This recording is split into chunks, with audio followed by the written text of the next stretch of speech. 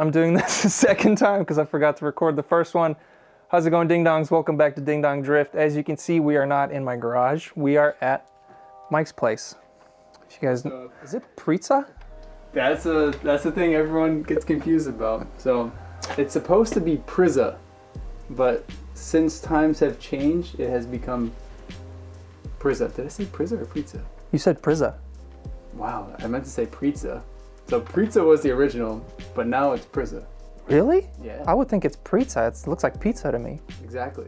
That's what it's supposed to be. That's what it's supposed to be? Yeah. And people call it pizza? Yeah.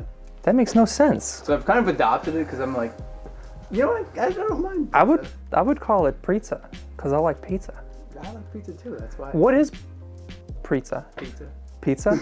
Dude, fuck yeah. Hell yeah, that's what's up. Dude, just like me. You know what Ding Dong Drift is? We used to Ding Dong Ditch a lot. I was thinking that too. My buddy and I used to Ding Dong Ditch a bunch, who I started the channel with because we bought the car together. Okay. And we used to Ding Dong Ditch a bunch. We called it Dude. Ding Dong Drift. I love that. Yeah, that's just super simple. Super simple. And it flows. Yeah, it does. So if you guys don't know pizza, I'm gonna say pizza. So you guys don't know Pizza Mike. He got T-boned in this years ago. Yeah, because last summer we drifted together, remember? Oh, we did. Yeah, you're right. That was a clean Before culture. we knew each other, we drifted together. Yeah. That's crazy. Yeah, I didn't even know. So yeah, he got T-boned in this. It was completely destroyed. And he completely rebuilt it from like the floor up. It's insane. And then he got this thing as a part out shell and put a KA in it. So if you guys don't know, and you probably do, go check out Mike's channel. But today we are 3D scanning the 300ZX because Mike does RC drifting as well, and he wants to make a Bomex kit for his RC car. So we scanned the whole car, and we're gonna scan the whole kit, and then I'm gonna scan his RC car just to make sure that the bodies are somewhat the same, because they probably aren't. Right. Because they got scale it down exactly. they gotta make the wheelbase fit. Right. Because it has to fit the same wheelbase with multiple bodies. But we're done because I'm stupid and I forgot to record everything. But here's the car. This is just the front. We had to do it in stages because it kept losing tracking. Because usually on my car I use like sticker every 6 inches. I don't know if it's because it's yellow or the green or what, but we had to do it like every 2-3 inches. You can see how many dots there are on the car. We use probably like 200 stickers. It's insane. Easily. Yeah. We're gonna finish taking the stickers off and then we'll be doing the bumpers. All right, so we got the whole front bumper scanned. We had some issues, but we got through them. And now I'm gonna use this developer spray that you've seen me use. We're gonna spray it all over this RC body because you can see it's clear. Scanner's not gonna be able to scan that. So, and if you guys have seen my channel or have watched my videos, you'll know this stuff just wipes right off. It's like, I don't know what it's used for. I think it's for like airplanes or something.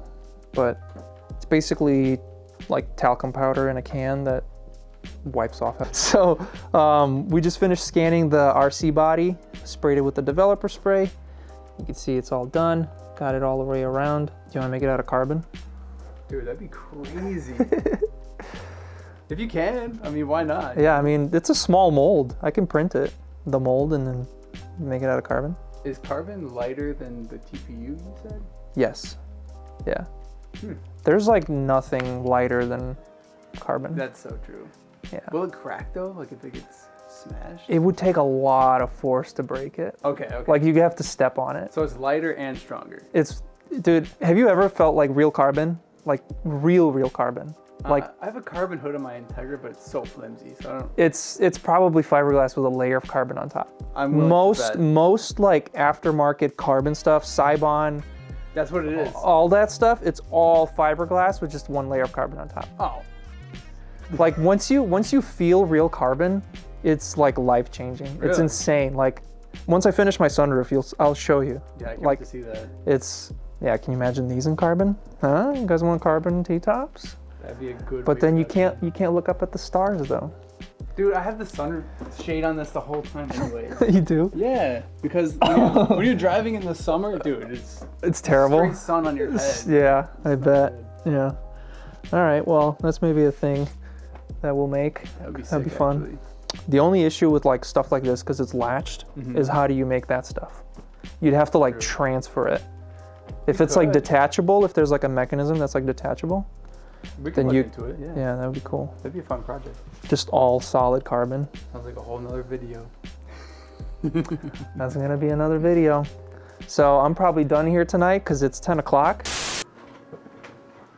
All right, we're back at my place. I got all the scans cleaned up, so let's see how everything looks. All right, so here we have the 3D scans that I got. First off, we have the 300ZX that was scanned in 3 pieces. The 2 back pieces were combined into 1, which is this piece, and this is the front piece. And then here's the Bomex bumper scan, which turned out amazing. It's literally perfect. Like, see all the little bolt holes, all the fog light mounting, everything's there. It's literally a perfect scan.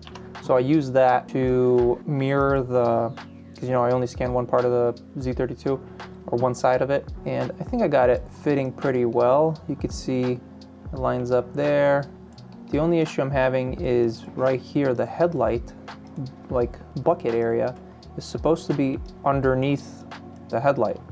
But if I push it back too far, the bumper goes inside the fender, which is not supposed to happen. And I think the issue is, or the front portion of the car is not scanned well, because if you look, the Nissan emblem is not in the center at all. So there's some skewing happening here. I must have lost tracking or something. And if you look, there's actually like a pattern. See how there's a repeating pattern? That makes me think that it lost tracking and there's some sort of stuff happening. But then the interesting part is when we bring the RC body on top of the car. And if we look, it is way bigger than the actual car. So here's the RC body, and look how narrow the real car is. So the RC body is way wider, and that's obviously to accommodate for the chassis that you're putting it on. It has to fit, a 1/10 scale chassis that is the same wheelbase across all cars in RC. And I think it's also a 2+0, whereas Mike's Z32 is a 2+2, and you can see how much shorter it is. It's about 3-4 inches shorter. It's actually not even matching up in the front. If we match it up in the front, even shorter, like 6 inches. So yeah, there it is. So now the plan is, let me open the other file. So I have a separate file. So this RC body's to scale, and then I took the Bomex bumper and scaled it down to fit the RC body. However, running into issues because of the weird scaling of the RC body. So you see the fender and everything, the arch is lining up, but the headlights, again, is way ahead. So I'm gonna have to do some manipulating. I think I'm gonna have to shorten this edge, bring it forward. So then the whole bumper just needs to get like squished down basically, but I can't squish it too much because then the curves of the headlight won't match. It's gonna take some finagling, but I think it's going to be cool. And then next time we'll scan the skirts and the rear lip. When I finish all of this, I'll make another video. But right now, let's go check out what I'm doing on my car. All right, so we're back inside the garage. And honestly, the last few weeks I haven't done much because it's just been way too cold. It was like, the lowest I got was like -10 Fahrenheit, which is like -30 Celsius. It was insane. And I had my heater running and it was just barely able to keep the garage above like 30 degrees. So it was not good. It was not fun. I did not want to come in here. It was too cold. So I haven't really done much. The next thing I'm working on is the sunroof. If you haven't seen in the previous video, I think I mentioned it. Started working on a new sunroof, so this one should fit a lot better, and I have it glued together a lot better, so I didn't use any of those little metal clips that I did with this one, which caused some issues. When it came to sanding, it should fit a lot better.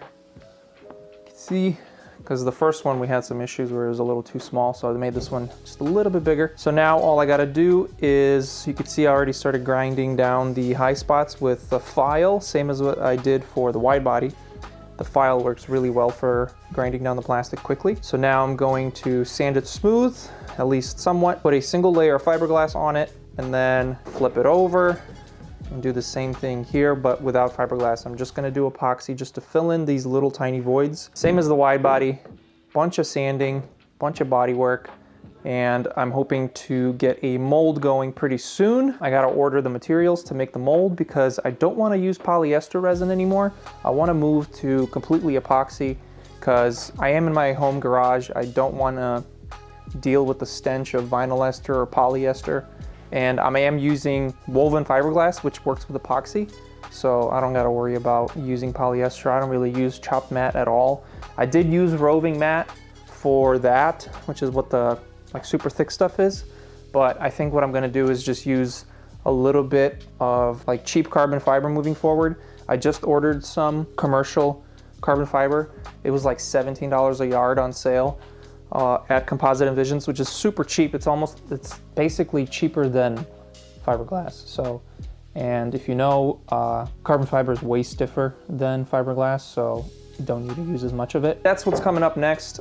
I'm hoping to finish this next week because this week coming up, the weather is really nice. Upper 40s, I'll be back in the garage doing this. So it's good to meet Mike. I hope we do a little bit more collaboration because I do want to make a lot of new products for cars that he has. So I have 240 side markers coming. I'd like to make fog lights for both cars. Basically everything I make for the SC, I'm going to make for the 240 and the Z32. Leave a comment for what kind of parts you'd like to see for those cars or other cars. And if you're in the area, DM me on Instagram if you want to set up a time to 3D scan your car and we can start getting some new products going for other cars as well. If you've been following me on Instagram, Miata side markers are now live on the website and a new design is dropping this week as well. And next week, and I have 5 designs lined up. So all of those are coming, as well as new IS, GS, and 2nd Gen LS side markers as well, because those are all the same side marker. Thank you all so much for watching. This is gonna be it for this video. Leave a like, leave a comment. I hope you guys enjoy it, and I'll see you guys next week. Peace out, ding dong, stay sweet. America, America. Do you have your passport?